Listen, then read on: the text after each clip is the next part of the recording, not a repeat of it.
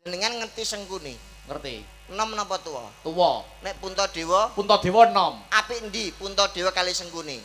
Ya Puntadewa. Lah ngono kok jare apik sing tuwa. Sampeyan dari dalang cap apa sampeyan iki? BB.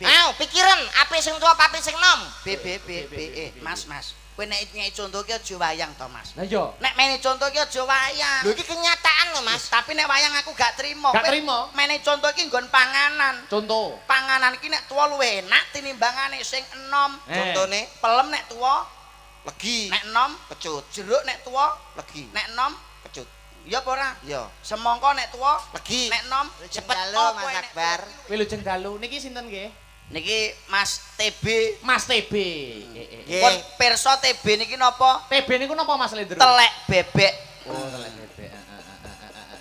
Tawapuk cangkemmu pisan. TB telek bebek. Lah apa lho iki? Wilujeng dalu, Mas. Wilujeng dalu Mas Dangu TB. mboten panggih. Ya lama tidak Wah. jumpa. Temu pisan dateng Tulungagung mriki desanipun Suruh Kidul nggih. Betul, Suruh Kidul. Kecamatanipun Bandung, Bandung. Kabupaten Tulungagung. Sowan tenggene Bu Hajah Saminah Ramli. Iya. Sembodo anggenipun wayangan dalu punika. Ngaten nggih Mas TB. Ngerti nek penontone sing teka akeh pinggir dikeki nggon nguyuh sakmene dawane. Sik to, nggon nguyuh ndi? Wong kuwi lho kali ngawur ae lho Kayane iki. pipis kan terus pewenak langsung cur ngono. Ora dicedhakne masjid, mergo masjid wis ana apa ki kamar mandine dhewe, Mas. Nggih. Kula nembe niki sewanteng tenggene dalemipun Bu Saminah. Ngaten nggih. Kula nek kalih lurah Suruh Kidul niki pun wapal. Sapa? Pak Setianto.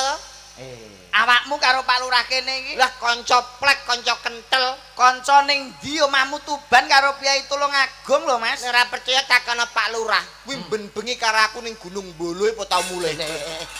Dah wis edan keku. Nyapa lho? Ngapa Pak Lurah kok yayaan teko Gunung Bolo barang ki lho. Kowe kok nesui ngopo? Ngene iki tontonan gawe tuntunan lho Mas Lendro. Nggih, no, Mas. ngertos. Kok iso lurah yang ibaratnya mempunyai jabatan besar mengayomi warga masyarakat kok terima mbok parakne ning Gunung Bolo? Kuwi pucuk pimpinane desa lho, Mas. Betul. Mboten jenengan iki kok nesu napa? Lho nesun ora trimo ya, seorang lurah ya Mas Lendro ya. Nggih, no. Seorang lurah hebat terpandang dadi patuladane warga masyarakat. Mulane pikirannya tuh jangan berpikir negatif. Jangan negatif piye wong mbok parakne ning Gunung Bolo iki nggon apa jajal? Ayo, mesti Pak Lurah teng mriku niku menehi sosialisasi Lho kok bahwa di Kabupaten Tulungagung itu harus bersih dari yang namanya komplek prostitusi dan juga lokalisasi.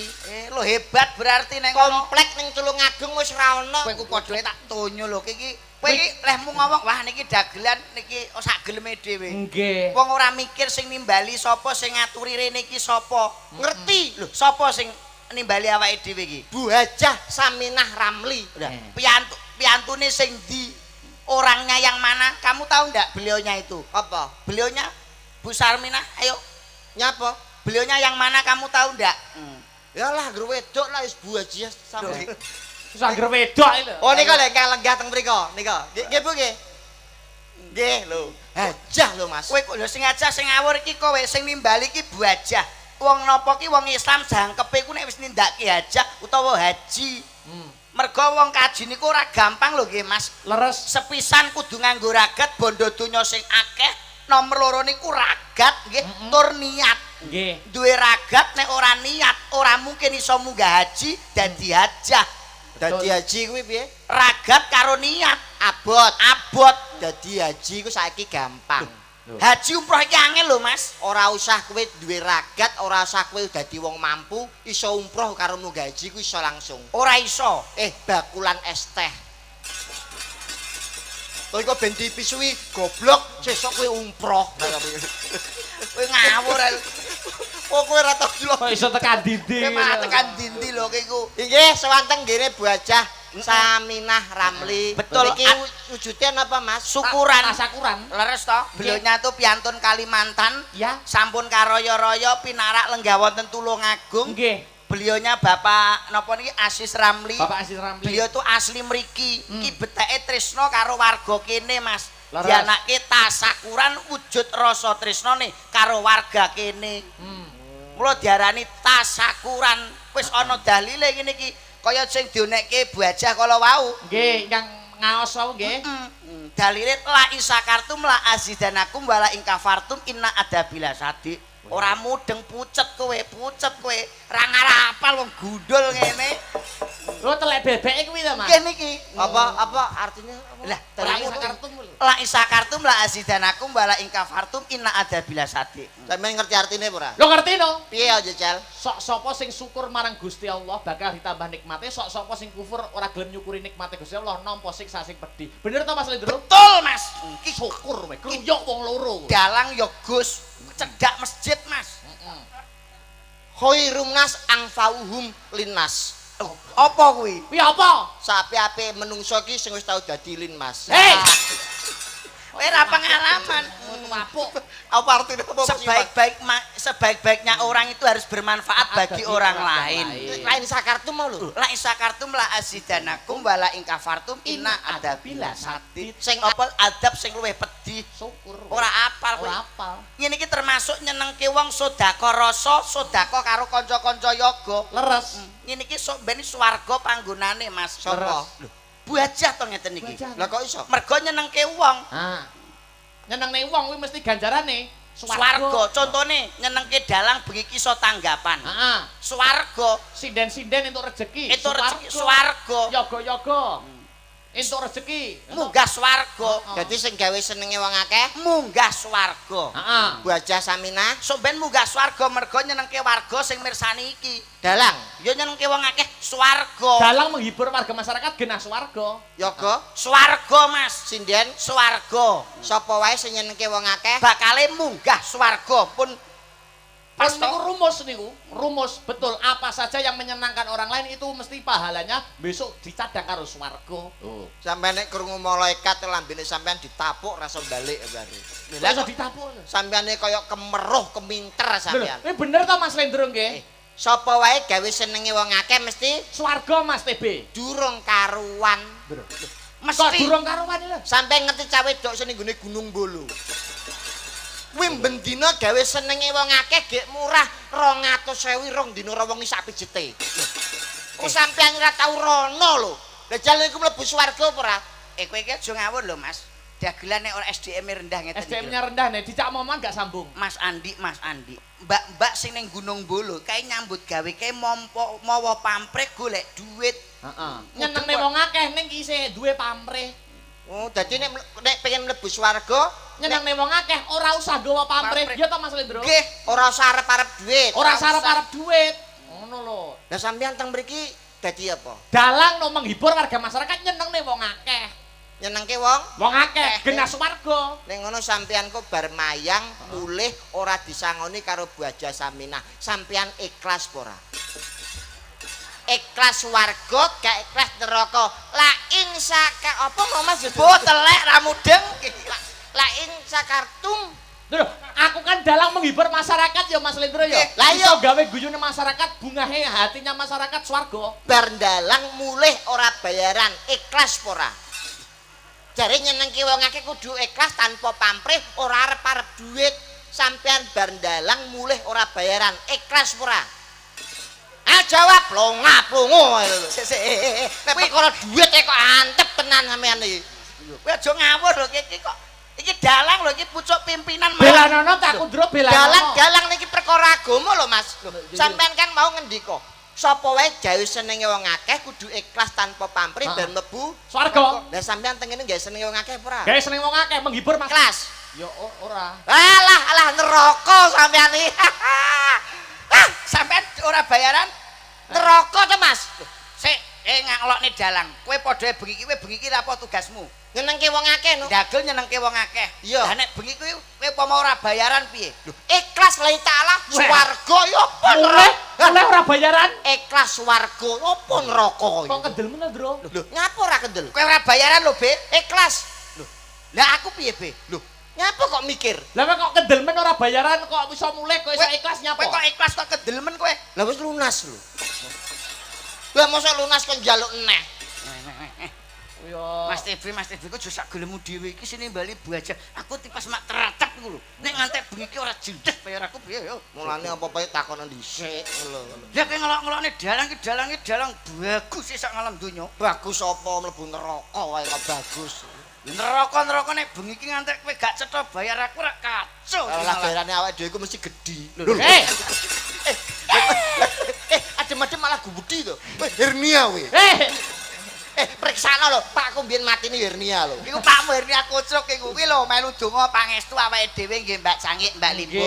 Muga-muga beliau sakeluarga Baja Sarmina Ramli dipun paringi panjang yuswa, pinaringan rezeki tur barokah. Amin. Kuat momong anak putu. Mula pun jelas kok Mbak Cangik. Kados pundi Mas Lendro? Kesuksesan dari keluarga itu terdiri dari seorang ibu. Piye carane mimpin, piye carane nggone jejeg ning nggone rumah tangga. Leres.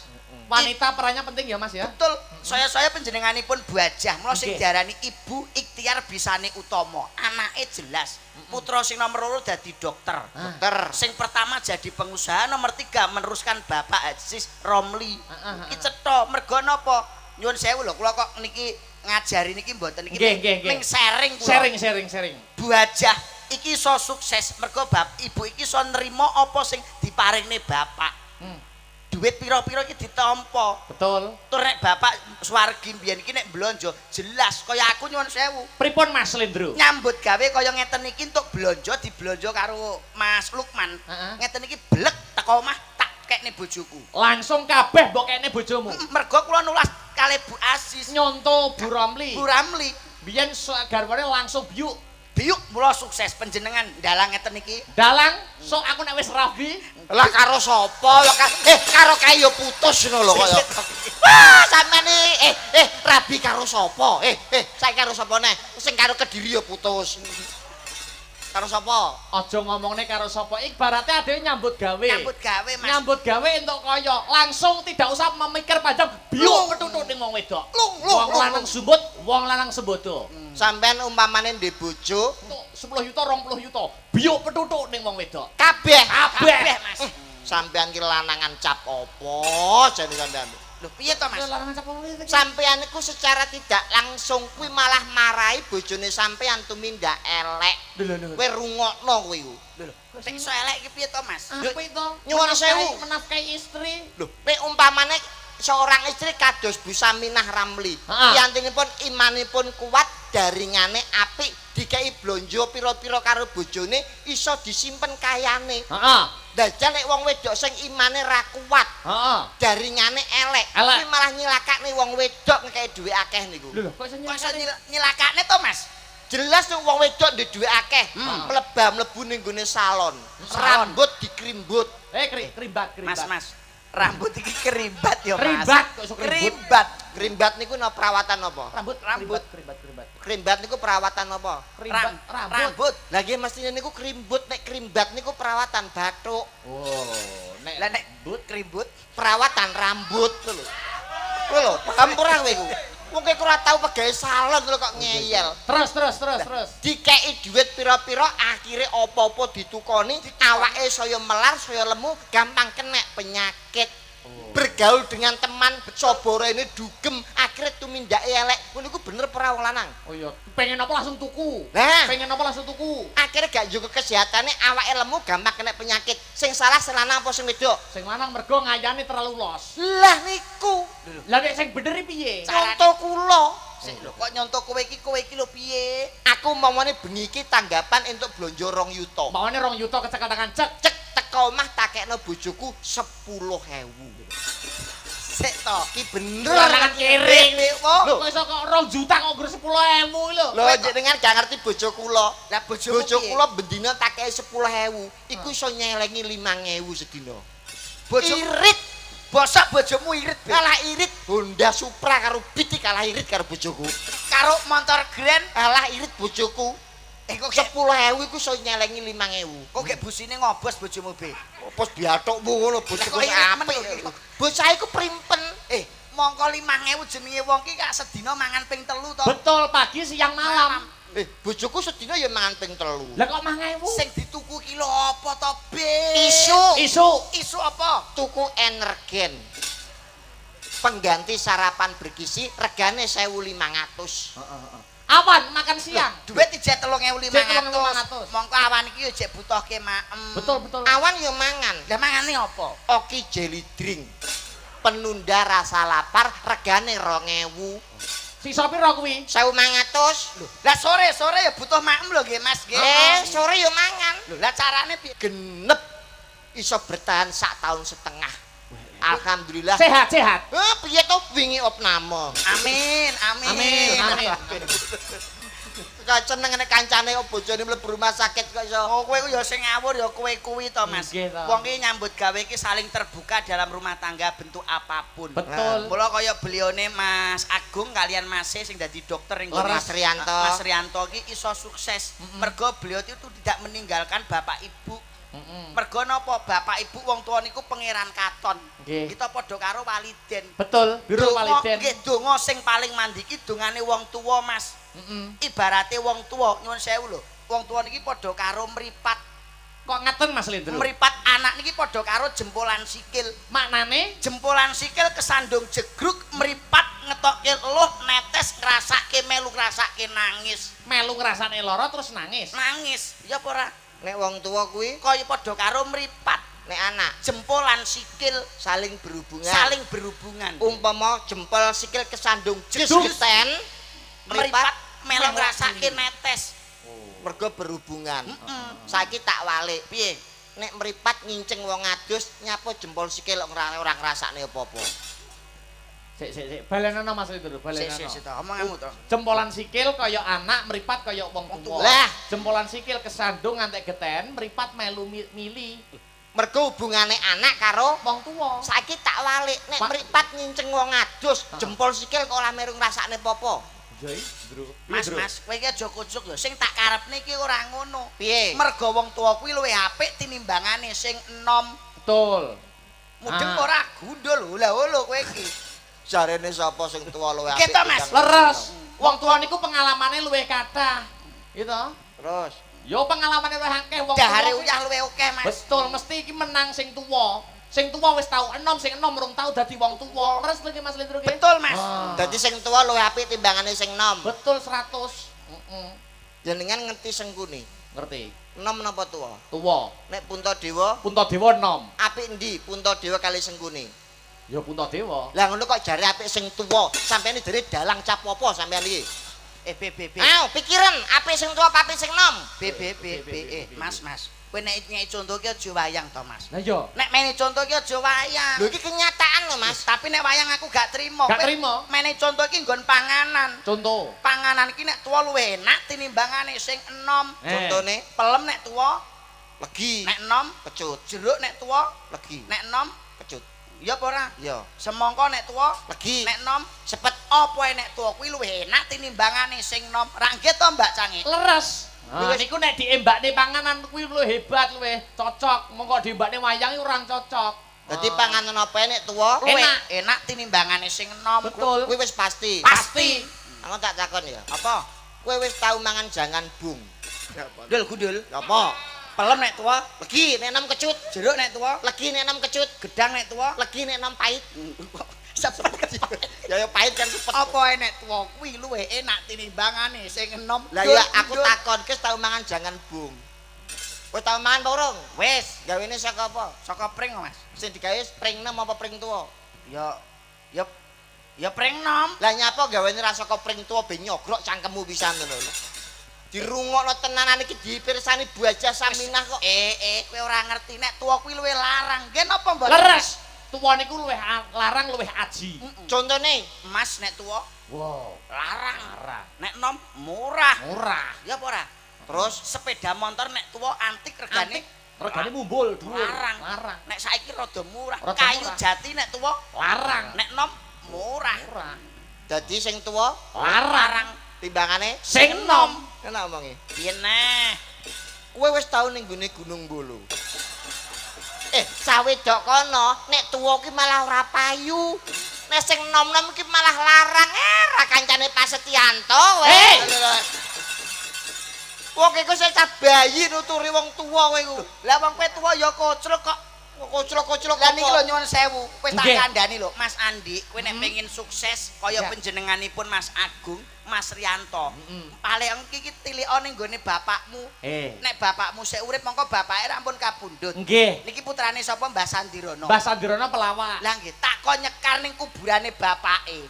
Nyekar sesasi nek gak itu setahun sepisan. Lah kok nyekar kok kleru, Mas? Nyekar kok kleru piye jlentreh, Mas? Kuwi anak capopo to ndul gundul. Kleru piye? Kowe lek nyekar kae bapakmu kae kleru, Mas. Kleru piye? Tak omongi ya. Nah. Bapakmu rak kuburane kene. Lah ngopo sing mbok sekar kok kene? Lho. Mongko kene kae kuburane ngatemi. Anake kok ora hafal piye to ki? Lah yo, Pakku kuburane ndi? kuburane kene, Mas. Sing tak sekar. Kene Kene kuburane ngatemi nyekarku jam piro? jam 4 sore. Anane jam 4 sore aku nyekar ning pakku, tapi sing tak sekar kok ngatemi. Mergo nek jam 4 sore bapakku dolan ning ngatemi.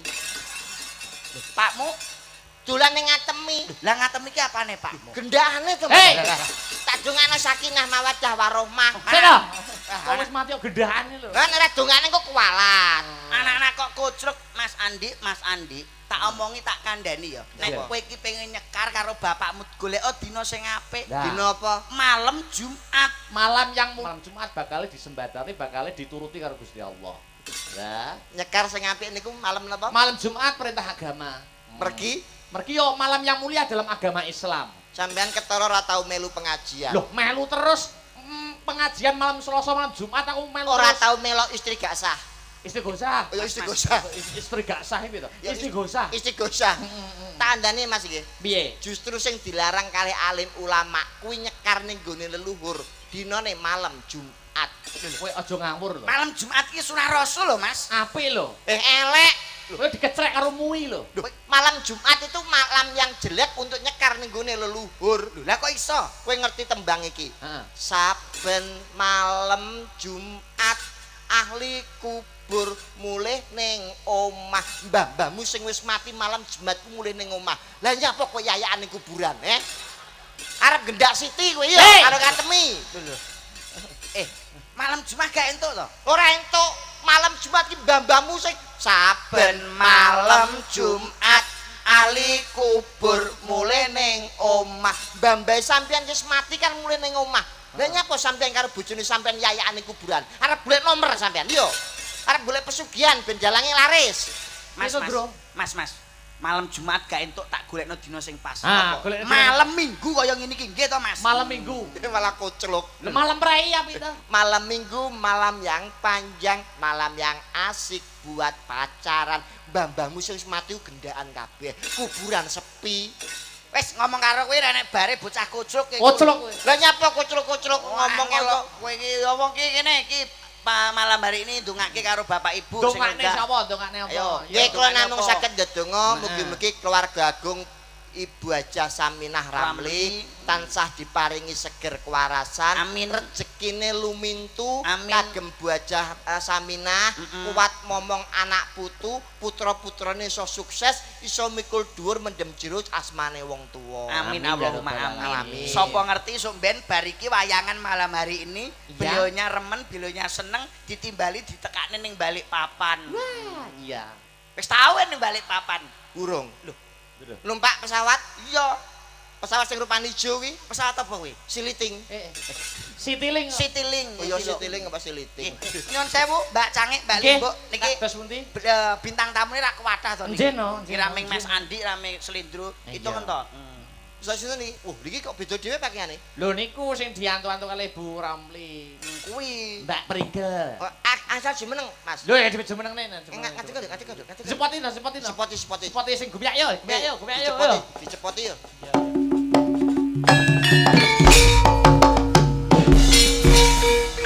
Wes. Iki Cacahe nabung iki ora iso karo Pak Wanto bendina nabung ngono kuwi nek libukan. jarane lanang apa wedok, Bi? Jarane. Mbuh kene. Wah. Ya ya cacah iki mbok ngrumangsani. Lho, rumasane piye? Pak Wanto iki sapa? Oh alah. Lurah gong to tiba. Tak kira yo apa. Mboten. Ayo, pane kok tenyak tinggi. Gila. Oke, Ki pangane ditanya. Wah, selamat malam wilujeng dalu, Mbak. Nggih, selamat malam Mas Slendro. Piye kabare sampean Mas? Alhamdulillah sehat. Sehat toh? Lah sampean pripun? Alhamdulillah sehat Nggih. Mas. Kalau mau saking dalam jam pinten Mbak Prigel? Kula wau saking dalam jam 7 Mas Slendro. Oh, sampean jam 7 to? Nggih. Piyambakan apa kalih ingkang garwa? Kalih ingkang garwa Cak Slendro. Alhamdulillah. Inggih. Sak menika dalem pundi? Kula Kediri. Oh, sampean asli Kediri ya nggih? Nggih. Nyapa to Be kok Nyapa ta, Be? Krek rai Terus iki. wong ngomong iki. Raiku ditabrak bis bagong. Lah nek wong ngomong nyapa gundul muning kono lho nyapa. Sing kleru sampean ki wong Jawa kudu ngerti sopan santun, unggah-ungguh. Lah aku apa kurang santun to, Mas? Masih nyuwun sewu sampeanku nek ngomong nek kenalanku mbok yo sampeanku aja ngene lho. Lah terus piye? Mokon piye? Aku karo Mas Lendro iki masku lho ya. Iki kaya adikku dhewe lho. Iki sebagai orang tuaku kan ya perlu dihormati ya Mas. Ya Iya, lho. sugeng dalu selamat malam Mas Selamat Lendro. malam ugi, Mbak Prigel. Piye kabare sampean Mas? Sehat. Kowe malah kaya pitik ngendhok. Tapi cek ngendok piye? Mbok tulung anu diganti. Sampeanku energi iku ngerti tapi mbok ora usah mengguri tapi mengarep. Lho. Mengarep Mas Lendro, pripun pawartosipun? Lho, tak penak to. Dangu mboten panggih Mas Lendro. Lho, Oh, diubah. diubah. Jadi ben rada soft ngono ya Mas ya. Nah, Sugeng dalu Mas Lendro, piye kabare sampean Mas? Apa sampean ya sehat Mas? Aku ning kene sehat Mas Lendro. kowe aja ngene-ngene. Lah jiremu pokoknya ngarep. Kok kowe nek ngene-ngene Pak Setianto kok ngisor jane prigel kae nyapa. Kok malah diingeti kok so. Aku bingung Ini ngarepe menyapa dulu sama Mas Akbar. Kowe aja dalu selamat malam Mbak Prigel Sugeng Pangayu dalu. Anjar Wening. Inje sugeng Lama dalu. Tidak jumpa dipertemukan di dusun Ngene iki lho, Pe. di Kecamatan Bandung, Kabupaten Tulungagung. Cono ta Mas? Tangane Lah nyapa to mau kenalan. Salaman Jarene ora mau oleh, kenalan. Salaman niku salaman tuh cukup di sini sudah cukup. Lah, ora usah nyedak-nyedak ini pengen ora gedok nek ngene. Iya, aku karo Mas Akbar ki bek ngene lho. Lah, Karo lho, mangsa kental. dhewe lah ya ngene ya Mas ya Kental ngene ya, Mas. kanca kental. Kanca kental ngerti ora kanca Tapi kental. nek Saliman ngene iki lho. Weh, Loh. kecel omong-omongan. Kowe lajeng dalu selamat malam. Apa kabarnya Mbak Ah, Prigel? baik Mas sampean piye Mas? Wow, baik sudah. Tadi Alhamdulillah. sudah makan? Sudah sama ya wis mangan to Mas. Sudah makan. Aku ngene lho Mas. Iki Kaya jagongan ning gone warung wae kok. pancen iki cah iki kaya anu, Mas, kaya Ya Mas, saking akrab ya, cedakku akrab. karo Mas Akbar itu. Tapi adat unggah-ungguhe iku ditata Oh, ngono ngono, ya, ya, ya. Dalang kok dijangkah lho. Lho pancen timbangane begagah omongan karo wong Jawa. pancen iki Akbar iki lagi kangen karo sinden-sinden ngene iki, Mas. Oh, ngono ya. Iya, Mas, yo. Ayo no. Itu interaksi itu wajib. Mbak Prigel luar biasa loh. Luar biasa nih. Piye, Mas? Lagi urung-urung wis joget jaranan. Jaranan. Itu kan ikon Tulungagung. Nyanyi, suarane yo hebat. Hebat. Lagune yo apik-apik. Apik. Wis dirilis ning gone YouTube. Heeh. Sering gawe konten. Betul. Ki ora trimo ming nyanyi, Mas. Lah apa? Lho, ketoprak yo hebat lho. Iki lho. Apa iso? Lho, seniman multi talenta yo kaya Mbak. Seniman hari ini memang harus dituntut seperti itu ya Mbak Prigel ya Mas Lendro ya. Harus nah Mas ya. Nyanyi kudu iso, ketoprak sithik-sithik yo kudu iso. Saged Harus Iso ya, Mas Lendro, harus Mas roll Prigel on ya Mas ya. Saged, no. Roll on. Roll on. all ron. Oh, harus lor-loron. Roll Mas. on itu kabel piye kok iso. Dicoba. Lho, kowe gak percaya to? Lakone apa sing pas, Mas? Iki lakone sing pas yo Minak Jinggo no, Mas. Minak Jinggong Ratu, Iya, kok kok Minak Damar Wulan Damar Ratu. Ulang Ratu Minak Jinggo. Iya, Dapukane sapa? ya sing dapuk aku sutradarane. Kowe dadi apa? Lho, aku biasa no, Mas, sing dadi cerita no. Apa? Dayun no. Oh, aku Damar Wulan. Lho, Damar Wulan kok gudul iki. Masa bar Jamarwan elek. Damar mulai Wulan telek. Damar Wulane bar kemo gitu ya, Mas. Kanker. Tahu apuk. Kowe yo Minak Jinggo no, Mas. Aku Minak Jinggo. Iya. Kowe Aku Dayun. Mbak Prigel. Aku berarti sapa? Kencana Wungu. Kencana Lah Damar Wulane. Lho, Damar Wulane yo sing bagus to, Mas. Beh, aku mbok kon ngetoprak. Gawean kuwi sakeh dalang kok mbok kon ngetoprak barang. Iso ngetoprak? Lho. Cobi jajak ngetoprak mlakune piye? Jajak delok saithik wae. Mlakune ngetoprak piye? Dapuk sapa iki? Damar Wulan. Ah, Oke. yo, tak kene sudut. Ah. Damar Wulan, jajak mlaku. Alah, alah. Iya toh. Damar Wulan kaya kena tipes ngono lho. Sik to. Piye? Gagah Damar Lah Wulan. ya gagah, Damar Wulan ganteng to. Lah iki gak Kau ora Oke nih, iki. tangannya dibuka loro. Dodom buka. Bokong ngedet. Ngedet sithik ngene srit. Ngene lho. Lah buka dodone sek ngene. Nah, karo mlaku. Malah kaya Malah kayak wong setruk iki lho. Suarane Iya, Damar Dalam Wulan. Suarane suarane. Iya yi. iya yi. Kurang gede, kurang gede. Iya yi. Kurang gede. Ya kan di Damar Wulan ya. Damar Wulan. Nah, ceritane Ceritane Minak Jenggot teko ning gone Kencana Wungu. Betul. Terus Kencana Wungu diuber-uber, akhirnya dirangkul, akhirnya Minak Jenggot etok-etok gelem. Sing moh iki kok Ya aku gelem dirangkul iki.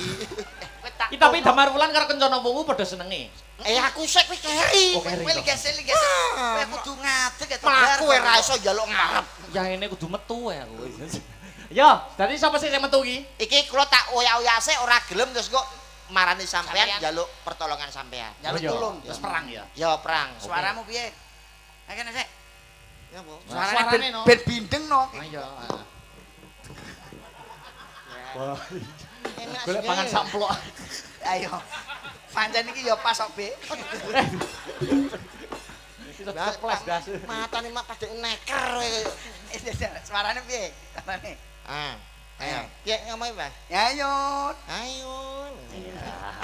Pinter-pinter ape. Ayo kene guri guri. Iya. Iya, iya. Duduk lah. Duduk. Duduk. Kene Mas. Au. Kowe iso ngeprak kok ora? Kentongan.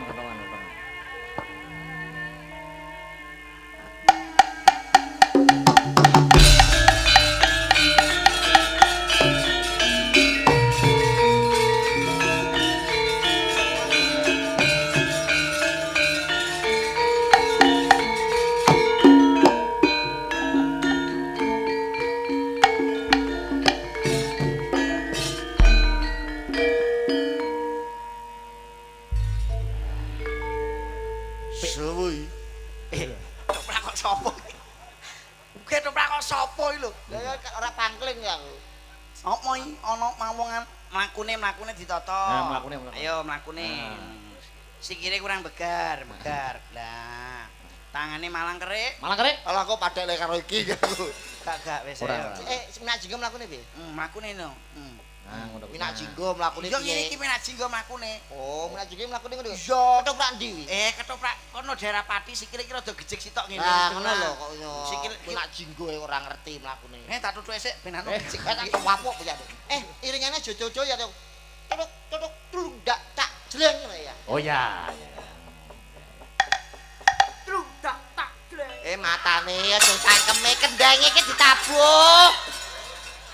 Kok iso gur cangkem. Kok jane yoga pas arep tahlilan mosok gawe iki lho. Iki Tutuk tulung dak tak jleng. bocah cilik lho Mas. Ayo. Oh, Ketoprak sagreme jenenge Astra Budaya. Astra. Pisan. Api. Iki awake dhewe noprak apa dadi pocong? Wis tak menyesuaikan iringane. Api ya tapi. Nyong. Piye lho rae? Api. Keri. Wis tok meneng ae. Binten. Pancen golek pangan yo ngono kuwi kowe nek gak nganggo kuwi malah sesuk ora iso. Iki kaya garwaku Kencana Wungu yo. Napa bener lho rae? Oh. Waduh tegane klopo itu lho rae. Becane sing duwe bojo. Tegane klopo kuning, Becane sing iso nyanding yo. pring kuning mangklung ning kali. Sapa wonge sing ora pengen ngetok lho rae? Lencir kuning merak ati. Sapa wonge sing ora pengen nyipok. Cowipok mek katon sauntune. Diajeng Kencana Wungu. Suwe. Kowe Ojo maju-maju to. biasa iki wong jenenge Minak Jenggot. Garwaku Kencana Wungu. Kluntung. Lah ben ketana gudi ketane. Piyai kok ayu nggih lho rae. Ayune kaya ngene Kencana Wungu. Ana apa Minak Jenggot? Pripun lurae? Bocahe jablay. Oh, jablek. Ketok wis suwi ora ketemu karo aku mulane dene semangat. Aku teko ning papan kene mergo kangen karo kowe. Aku gak kangen karo sliramu Minat Singgo. Pripun lurae? Bisa Mina? Wonten kamar kosong.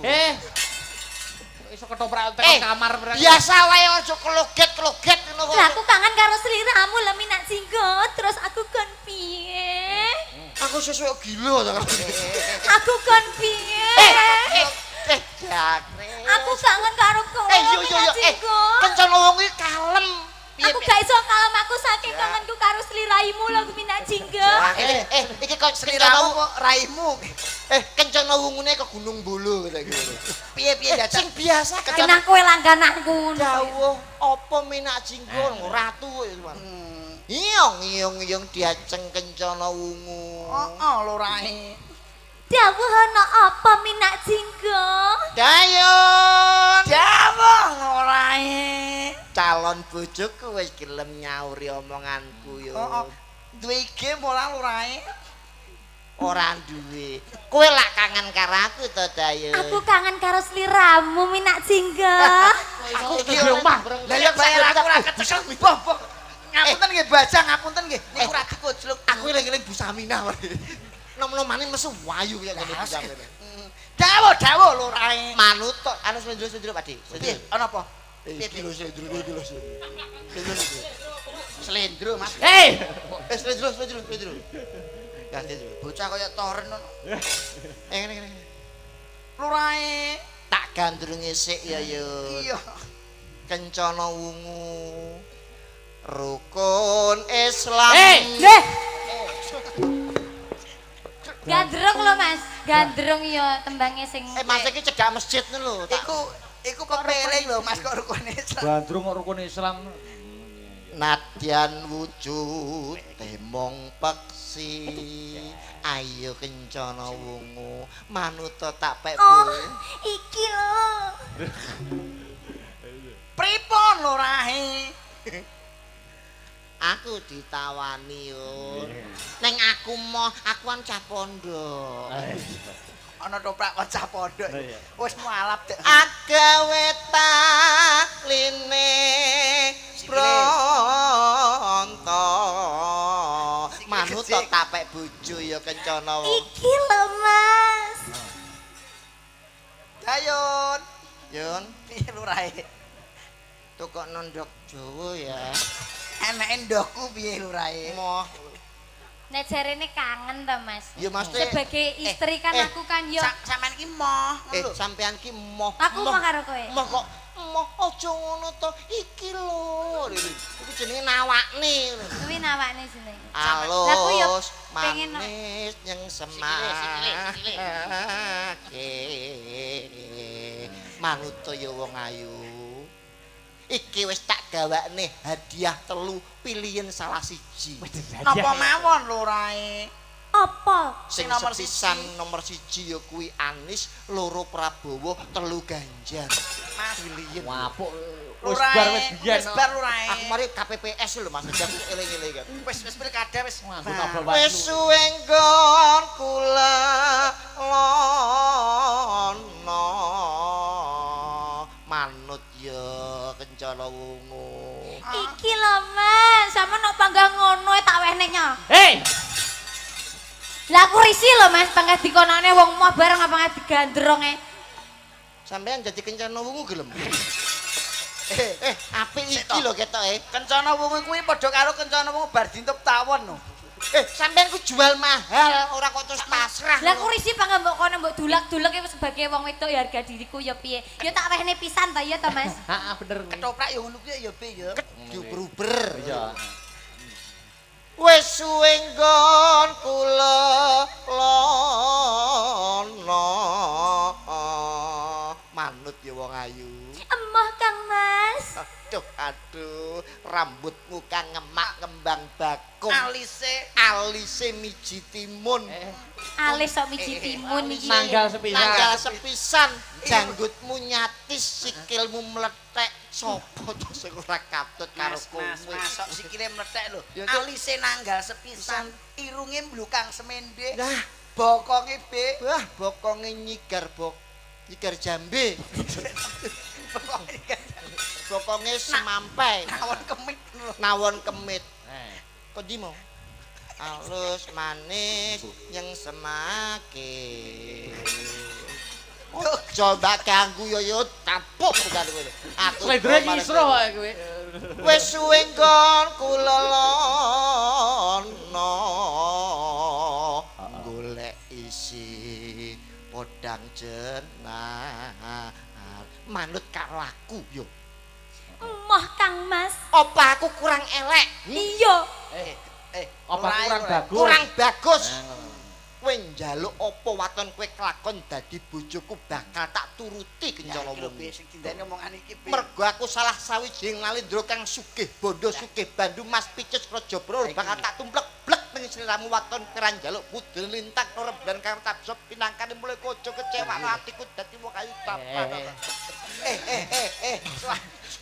Omong kok kentekan ambekan iki lho. Omong sampe kentekan apa sih wir iki jan. Ibu bunga ing atiku nyanding bisa dadi tombo. Kencana wungu Ana apa? manut dadi bojoku. Emoh Kang Mas.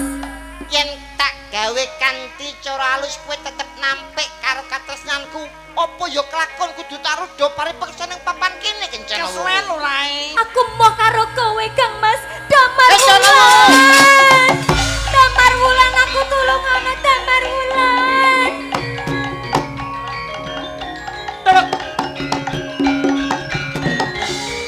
Ana apa ya iki kencana wong kok mlayu-mlayu gawe kagetipun Kakang? Minat jinggo panggang nguber-nguber aku wae damar wulan. Kowe ora nafsu karo Minak Jinggo? Aku wegah karo minat jinggo damar wulan. Lah nyapa penyebabnya kok kowe mau karo Minak Jinggo? Elek. Elek. Aku sing ngongkoni Pak Mubarok. Nyapa barang kok tekan Pakku barang lho. Bapake Minak Jinggo. Mangsaku. Dadi Minak kowe Jinggo mau ki nek kowe dirudo paripeksa. Aku moh.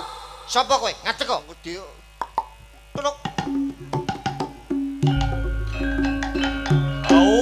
Panjenengane kok perwira lho Gustine? Kok nganti garwa panjenengane men digonjak sanesipun priya? Soy. Tuk.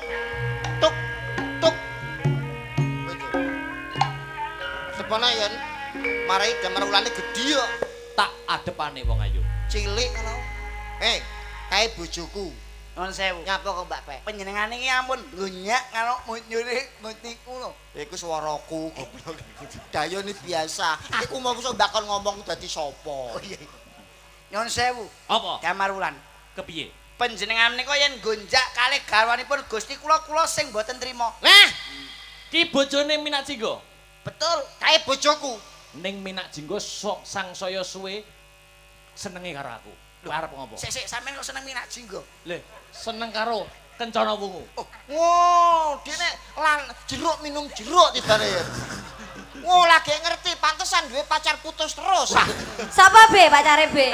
Wis mantap. Op. Ki ketoprak. Yo, ketoprak yo. Nyuwun sewu. Aku yo ketoprak. Damar Wulan. Yen panjenengan ra iso tak sandek, laden ana aku ya be ya. Piye to jeruk goblok. Wong bagus, tapi ala tumindakmu. Kok iso lho? Kae ngono bojone sapa? Bojomu? Loh, iki ngono calon bojoku. Ngopo kok terus kowe demenan karo calon bojoku? Sak pinter-pintere sing naleni panggah pinter sing ngudari. Yen ngono kowe wani karo aku. Apamu sing tak wedeni entek wedine kariwanine. Oh, jajal kesaktiane Minak Jinggo. Nggih lurae. Dene lurae. Ayo lurae. Yo. Au. Tulung ora iso ngajak. Kekunci sikilku dhewe. Ya.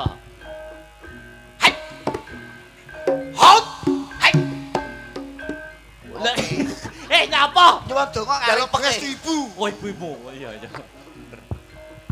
Ya, Iku sing menang sapa? sing menang sing duwite akeh. Sing menang duit oke. Oke. Iya. Kampanye. Hai, hop. Hai. Hai. Kakean pola. Hop. Hai. Ayo perapatan. Hai. Perapatan. Hai. Oh, hai dah. Hai. Melayu kowe, melayu kowe. Lamar Matane, ulah. matane kae lho. Matane musuhnya kene kok. Musuh meneh kerja. Endo dene. Iki. Pateni kok ya. Oke. Hop. Ha. Hit. Oh. Hai. Hai. Hai. Hop. Hop. Oh.